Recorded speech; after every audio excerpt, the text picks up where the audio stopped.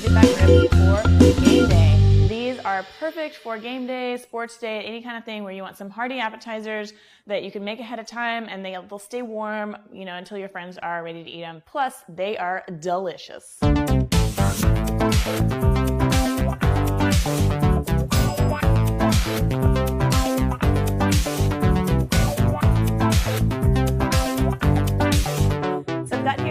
Of baby back ribs, a rack of baby back. This is about 2 3/4 pounds. This recipe works with anywhere between 2.5 to 3 pounds of baby back ribs. So this is so simple. I mean, guys, I've just got a package of Hidden Valley Ranch salad dressing and seasoning mix here. So I'm just gonna sprinkle this over the meat, press it in. Don't forget the backside. Hey-o. I'm gonna flip it. The majority of it I'm putting on the meat side though, because that's the part we're gonna eat. We're gonna eat the meat.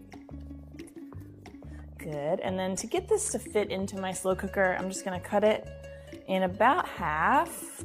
It's kind of easier to see where to cut between the ribs if you flip it over and cut from the back.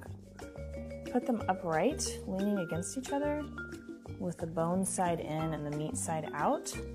And to me, this gives you sort of a better like crust on the outside. We're just gonna cut this into slices and then kind of press them into the meat and they'll stick. And then as this cooks, the seasoning mix kind of makes a crust and the jalapenos like cook into the meat so that when you're done, you have these delicious tender pork ribs with occasional little spicy bites of jalapeno. It's really, really tasty.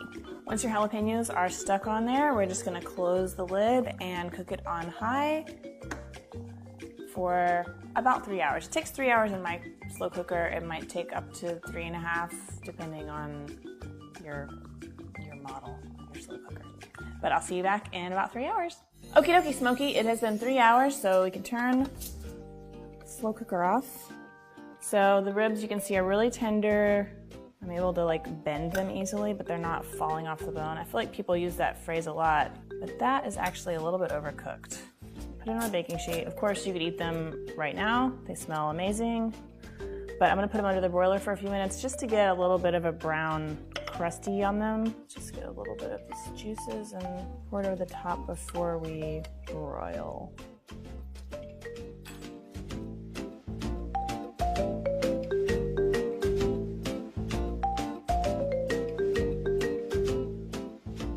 Okay, so just 5 minutes in the broiler is all it takes, and they've got this nice little crust on top.